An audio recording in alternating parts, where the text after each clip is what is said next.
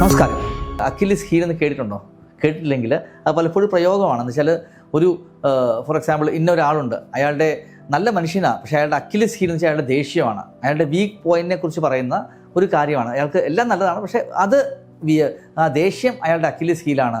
അല്ലെങ്കിൽ കേരളത്തിനെ സംബന്ധിച്ച് കേരളത്തിൻ്റെ കടം അതിൽ അക്കിലിസ് ഹീലാണ്. കേരളം നല്ല സംസ്ഥാനമാണ്, പക്ഷേ നമ്മുടെ കടം അക്കിലിസ് ഹീലാണെന്നൊക്കെ പറയുന്ന പോലെ ഈ നമ്മുടെ വീക്ക് പോയിന്റ് പറയാനായിട്ടാണ് എപ്പോഴും ഈ അക്കിലിസ് ഹീൽ എന്ന് പറയുന്നത്. അപ്പോൾ അക്കിലിസ് ആരാണ്? അക്കിലിസ് എന്ന് വെച്ചാൽ ഒരു ഗ്രീക്ക് കഥാപാത്രമാണ്. അയാൾ ജനിച്ചു കഴിഞ്ഞപ്പോൾ തന്നെ അയാളുടെ അമ്മ ഒരു പ്രത്യേക വെള്ളത്തിൽ ഒരു നദിയിൽ കൊണ്ട് മുക്കിയെന്നാണ് പറയുന്നത്. ആ മുഖ്യ ഭാഗമെല്ലാം വളരെ സ്ട്രോങ് ആയി, ഭയങ്കര ഒരിക്കലും ആർക്കും കീഴ്പ്പെടുത്താൻ പറ്റാത്ത അത്രയും സ്ട്രോങ് ആയി. പക്ഷേ അയാളുടെ കാലിൽ പിടിച്ചാൽ മുക്കിയത്. അപ്പോൾ കാലിൻ്റെ ആ ഭാഗം അയാളുടെ കാലിൻ്റെ ആ പുറകു ഭാഗത്ത് കൈ ഇങ്ങനെ പിടിച്ചാൽ മുക്കിയത്. അപ്പോൾ അത് കഴിഞ്ഞപ്പോൾ അയാളുടെ ബാക്കി നെഞ്ചിലൊക്കെ വന്നു കഴിഞ്ഞാൽ ഒന്നും ഏക്കത്തില്ല, നമ്മുടെ അസ്ത്രമൊക്കെ ചെയ്ത് കഴിഞ്ഞാൽ ഏക്കത്തില്ല. പക്ഷേ ആളുകൾക്ക് ഒരു യുദ്ധത്തിൻ്റെ സമയത്ത് ആൾക്കറിയാം നിങ്ങളൊരു വീക്ക്നെസ് ഉണ്ടെന്ന്. അപ്പോൾ ആളുകൾ വിഷമുള്ള അമ്പ് വെച്ചിട്ട് അയാളുടെ ഹീലിൽ അടിച്ചുകൊണ്ട് അയാളെ കൊലപ്പെടുത്തി. അതുകൊണ്ടാണ് അക്കിലിസ് ഹീൽ എന്ന് വിശ്വസിപ്പിക്കുന്നത്. നമ്മുടെ അപ്പോൾ ഒരു വാതരോഗമായിട്ട് പറയുമ്പോൾ എന്തിനാ ഈ കഥയൊക്കെ പറയുന്നത് നിങ്ങൾ ആലോചിക്കുന്നുണ്ടായിരിക്കും. അതിൽ പ്രധാനപ്പെട്ട കാരണം എന്ന് വെച്ചാൽ ഉപ്പൂറ്റിക്കുണ്ടാകുന്നൊരു വേദന ഉണ്ട്. ഉപ്പൂറ്റിയുടെ പുറകിലുണ്ടാകുന്നൊരു വേദന, അതിനെ ഹീലിൻ്റെ പുറകിലുള്ള ഒരു ടെൻഡൻ ഉണ്ട്, അതിനെയാണ് അക്കിലിസ് ടെൻഡൻ എന്ന് വിളിക്കുന്നത്. അപ്പം ടെൻഡോ അക്കിലിസ് എന്നാണ് വിളിക്കുന്നത്. അത് നമ്മുടെ ഈ കാഫ് മസിലും താഴത്തുള്ള നമ്മുടെ ഉപ്പൂറ്റിയും തമ്മിൽ ബന്ധിപ്പിക്കുന്ന ഒരു ശരീരത്തിലെ ഏറ്റവും ശക്തിയുള്ള ടെൻഡനാണത്. കാരണം നമുക്കറിയാം, നമ്മൾ ഈ വെയിറ്റ് ബെയർ ചെയ്യുമ്പോൾ ആ ടെൻഡൻ ബെയർ ചെയ്യുന്ന ശരീരത്തിൽ 4-5 ഇരട്ടി വെയിറ്റൊക്കെയാണ് ആ ടെൻഡൻ ബെയർ ചെയ്യേണ്ടി വരുന്നത്, സ്ട്രെച്ച് ചെയ്യേണ്ടി വരുന്നത്. അപ്പോൾ വളരെ സ്ട്രോങ് ആയിട്ടുള്ള ടെൻഡൻ ഉണ്ടാകുന്ന ഒരു വേദനയാണ്. ആ വേദനയ്ക്ക് വിളിക്കുന്നത് ടെൻഡോ അക്കിലൈറ്റിസ് എന്ന് വിളിക്കും. അതായത് അത് അവിടെ ഉപ്പൂറ്റിയുടെ പുറകിലായിട്ടായിരിക്കും വേദന വരുന്നത്. വേദന എങ്ങനെയാണ് വരുന്നത് വെച്ച് കഴിഞ്ഞാൽ രാവിലെ എഴുന്നേറ്റ് കഴിഞ്ഞ് ചവിട്ടുമ്പോൾ ഭയങ്കര വേദനയായിരിക്കും, കുറച്ച് നടന്നു കഴിയുമ്പോൾ ആ വേദന കുറഞ്ഞു തുടങ്ങും. അതാണ് ഈ ടെൻഡോ അക്കിലിസ് വേദനയുടെ ഒരു പ്രത്യേകത. പക്ഷേ അതുപോലെ ഉണ്ടാകുന്ന വേറൊരു വേദന പ്ലാന്റാർ ഫേഷ്യേഴ്സ്. പ്ലാന്റാർ ഫേഷ്യേഴ്സ് കാലിൻ്റെ അടിയിലാണെങ്കിൽ കാലിൻ്റെ അടിയിലാണ് വേദന വരുന്നത്. ടെൻഡോ അക്കിലിസിൽ കാലിൻ്റെ പുറകിലായിട്ടാണ് വരുന്നത്, ഉപ്പൂറ്റിയുടെ പുറകിലായിട്ടാണ് വേദന വരുന്നത്. നമ്മൾ മനസ്സിലാക്കേണ്ടത് ഈ വേദന ഉണ്ടാകുന്നതിൻ്റെ പ്രധാനപ്പെട്ട ഒരു കാരണം പല അസുഖങ്ങൾ കൊണ്ടുണ്ടാകാം കേട്ടോ.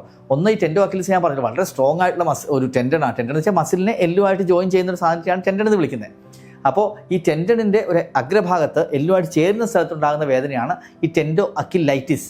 ഐറ്റിസ് എന്നാൽ ഇൻഫ്ലമേഷൻ. അപ്പോൾ ടെൻഡോ അക്കിലിസിനുണ്ടാകുന്ന നീർക്കെട്ട്, ആ ടെൻഡൻ ഉണ്ടാകുന്ന നീർക്കെട്ട്, അത് പല കാര്യങ്ങളുണ്ടാകാം. ഒന്നാമത്തെ കാര്യം എന്ന് വെച്ചാൽ, നമ്മളൊന്നും എക്സസൈസ് ചെയ്യാത്ത ഒരാൾ പെട്ടെന്ന് ഒരു ദിവസം 2 കിലോമീറ്റർ ഓടി. 2 കിലോമീറ്റർ ഓടുമ്പോൾ എന്ത് പറ്റും? ഈ ടെൻഡന് ഭയങ്കരമായിട്ട് നീർക്കെട്ട് വരും. ടെൻഡോ അക്കിലിസിൻ്റെ അവിടെ നീർക്കെട്ട് വരും. അവിടെ ഇൻഫ്ലമേഷൻ ഉണ്ടാകും എന്നുള്ളതാണ് ഒന്നാമത്തെ കാര്യം. അത് റെസ്റ്റ് എടുത്തു കഴിഞ്ഞാൽ മാറും. അപ്പം ഭയങ്കര വേദന വന്ന് 2 ദിവസം കഴിയുമ്പോൾ കാല് പോലും കുത്താൻ പറ്റാത്ത രീതി വരാം. അത് ഉണ്ടാകാനുള്ള കാര്യം അവിടെ ആ മസിലും എല്ലും തമ്മിൽ ചേരുന്ന, ടെൻഡനും മസിലും കൂടി ചേരുന്ന സ്ഥലത്ത് ചെറിയ രീതിയിൽ മൈക്രോ ടേഴ്സ്, അത് ചെറിയ പൊട്ടൽ പോലെ ഉണ്ടാകും. അത് ഹീൽ ചെയ്യാൻ സമയമെടുക്കും. രണ്ടാമത്തെ ഒരു പ്രധാനപ്പെട്ട കാരണം, നമ്മൾ ചെരുപ്പ് കൃത്യമായിട്ട് യൂസ് ചെയ്യുന്നില്ല. പ്രത്യേകിച്ച് ഭയങ്കര ഫ്ലാറ്റായിട്ട് ചെരുപ്പൊക്കെ ഇട്ട് കുറേ ദൂരം നടന്നു കഴിഞ്ഞാലും അവിടെ ചെറിയ വേദന വരാം. അതിൽ എസ്പെഷ്യലി ആർച്ചിൽ, നമ്മുടെ ഫുട്ടിൻ്റെ ആർച്ചിൽ വ്യതിയാനമുള്ളവർക്ക്, കറക്റ്റായിട്ട് ആർച്ചൊക്കെ ഇല്ല, ഫ്ലാറ്റ് ഫുട്ടൊക്കെ ഉള്ളവർക്ക് അതിൽ കൂടുതൽ സ്ട്രെച്ച് വരാൻ സാധ്യതയുണ്ട്. അപ്പോൾ ടെൻഡോ അക്കിലിസിന് അങ്ങനെ സ്ട്രെച്ചിങ് വരാം.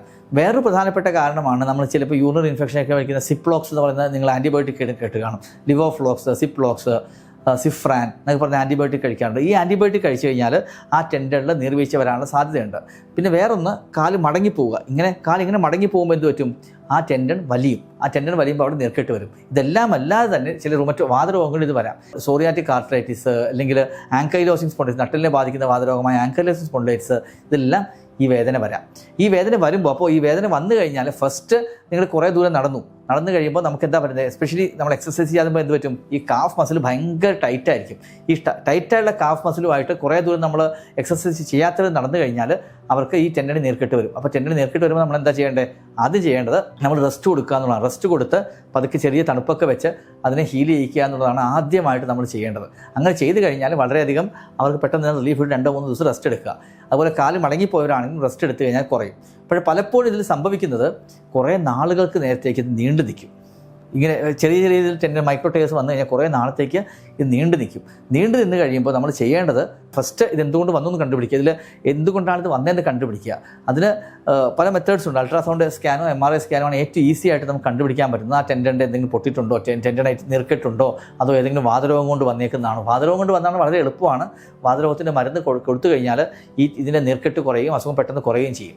പക്ഷേ പലപ്പോഴും അതിൽ ഒരു 20% വാതരോഗം കൊണ്ട് വരത്തുള്ളൂ. ബാക്കി 80% കേസുകളിലും നമ്മൾ കണ്ടുവരുന്നത് ഇതിൽ മെക്കാനിക്കലായിട്ടുള്ള വേദനയാണ്. അതിൽ ഈസി ആയിട്ട് ചെയ്യാവുന്നൊരു കാര്യം നല്ല രീതിയിൽ സ്ട്രെച്ച് ചെയ്ത് കൊടുത്ത് ചെറിയ സ്ട്രെച്ചിങ് എക്സസൈസ് ചെയ്യുക, ഫിസിയോതെറാപ്പി ചെയ്യുക, അവിടെ ചൂട് വയ്ക്കുക തുടങ്ങിയൊക്കെയാണ്. അപ്പം ചൂട് വെച്ച് കഴിഞ്ഞ് ഫിസിയോതെറാപ്പി ചെയ്ത് കഴിഞ്ഞാൽ നല്ലൊരു ശതമാനം ആളുകളിലും ഒരു പരിധി വരെ ഇത് കുറഞ്ഞു വരും. ഇത് അവോയ്ഡ് ചെയ്യാനായിട്ട് നമ്മൾ ചെയ്യേണ്ടത് പെട്ടെന്നൊരു ആക്ടിവിറ്റിയിലോട്ട് പോകാതിരിക്കുക. 2 കാഫ് മസിൽ ടൈറ്റ്നസ് ഉണ്ടെങ്കിൽ നല്ല ഫിസിയോതെറാപ്പിസ്റ്റിനെ കണ്ട് സ്ട്രെച്ച് ചെയ്ത ശേഷം മാത്രം എക്സസൈസ് തുടങ്ങുക. മാത്രമല്ല വാതരോഗികൾക്ക് ഇങ്ങനെ വേദന വരികയാണെങ്കിൽ ഇത് വാതരോഗമായിട്ട് ബന്ധപ്പെട്ടതാകാനാണ് സാധ്യത. അപ്പോൾ ഡോക്ടറെ കണ്ട് കൃത്യമായിട്ട് ഡയഗ്നോസ് ചെയ്ത് അതിനുള്ള മരുന്നുകൾ മോഡിഫൈ ചെയ്ത് കഴിഞ്ഞാൽ കുറയും. പിന്നെ ഇതൊന്നും കൊണ്ട് കുറയുന്നില്ലെങ്കിൽ പിന്നെ ചെയ്യുന്നത് ഈ ടെൻഡനെ നമ്മൾ സ്കാൻ ചെയ്ത് നോക്കി ടെൻഡനകത്ത് നീർക്കെട്ടുള്ള സ്ഥലത്ത് ഇഞ്ചക്ഷൻ എടുക്കുന്ന ഒരു പരിപാടിയാണ്. വളരെ വളരെ വളരെ വളരെ സൂക്ഷിച്ച് ചെയ്യേണ്ട ഒരു കാര്യമാണ്. കാരണം കറക്റ്റായിട്ട് അത് സ്കാൻ ചെയ്യാതെ കറക്റ്റായിട്ട് ഇഞ്ചക്ഷൻ എടുത്തിന് ചിലപ്പോൾ ആ ഞരമ്പ് പൊട്ടാനൊക്കെ സാധ്യതയുണ്ട്. നമ്മൾ ബാക്കി ഇപ്പം മുട്ടിന് ഇഞ്ചക്ഷൻ എടുക്കുന്ന പോലെയൊന്നും അല്ല. ഇതിൽ വളരെ കെയർഫുൾ ആയിട്ട് വളരെ സെലക്റ്റഡ് കേസുകളിൽ മാത്രമേ ഇത് ചെയ്യാൻ പാടുള്ളൂ. അത് വളരെ എക്സ്പീരിയൻസ്ഡ് ആയിട്ടുള്ള ആളുകൾ മാത്രമേ ഇത് ചെയ്യാൻ പാടുള്ളൂ. അപ്പോൾ ഇതിൻ്റെ ട്രീറ്റ്മെൻറ്റ് മിക്കവാറും വാതരോഗമാണ്. വാതരോഗത്തിന് മരുന്ന് കഴിക്കുക, ഫിസിയോതെറാപ്പിയാണ് ഏറ്റവും മെയിൻ മോഡ് ഓഫ് ട്രീറ്റ്മെൻറ്റ്. അതുകൊണ്ട് പറ്റുന്നില്ലെങ്കിൽ അൾട്രാസൗണ്ട് ചെയ്ത് നോക്കി അവിടെ ഇഞ്ചക്ഷൻ എടുക്കാം. പിന്നെ ഗൗട്ട് എന്ന് പറയുന്ന അസുഖം, നിങ്ങൾക്ക് യൂറിക് ആസിഡ് കൂടുന്ന ഗൗട്ടിൻ്റെ അസുഖത്തിൽ ചിലർക്ക് സിവിയർ പെയിൻ, അവിടെ യൂറിക് ആസിഡ് ഡെപ്പോസിറ്റ് ആയി കഴിഞ്ഞാൽ സിവിയർ പെയിൻ ചിലർക്ക് റെയറായിട്ട് കാണാറുണ്ട്. അങ്ങനെയുള്ളവർക്ക് യൂറിക് ആസിഡിൻ്റെ ഗുളിക യൂറിക് ആസിഡിൻ്റെ ഗൗട്ടിൻ്റെ ട്രീറ്റ്മെൻറ്റ് കൊടുത്തു കഴിഞ്ഞാലും ഇതിൻ്റെ വേദന കുറഞ്ഞു വരും. അപ്പോൾ അക്കിലിസ് ഹീൽ എന്ന് വെച്ച് കഴിഞ്ഞാൽ നമ്മുടെ ശരീരത്തിൽ വളരെ സ്ട്രോങ് ആയിട്ടുള്ള ഒരാൾക്ക് ഉണ്ടാകുന്ന ഒരു വീക്ക് പോയിന്റ്. അത് അപ്പോൾ ഇത്രയും ടെൻഡനിൽ സ്ട്രോങ് ആയിട്ട് ടെൻഡനാണ്, പക്ഷേ അതിന് പോലും ചിലപ്പോൾ വീക്ക്നെസ് വരാം എന്ന് കാണിക്കാനായിട്ടാണ് ഈ ടെൻഡോ അക്കിലൈറ്റിസ് എന്നതിന് പേരിട്ടല്ല അക്കിലിസ് ഹീൽ എന്നതിനെ നമ്മൾ വിളിക്കുന്നത്. അങ്ങനെ പക്ഷേ ഇതിന് പല കാര്യങ്ങളുണ്ട്. ഇതിൽ ഏത് കാര്യമാണെന്ന് നോക്കി കൃത്യമായിട്ട് ചികിത്സിച്ച് കഴിഞ്ഞാൽ വേദന കുറയും. അല്ലെങ്കിൽ ഇത് കുറേ നാളത്തേക്ക് നീണ്ടു നിൽക്കുന്ന ഒരു കീറാമുട്ടിയാകാനും സാധ്യതയുണ്ട്.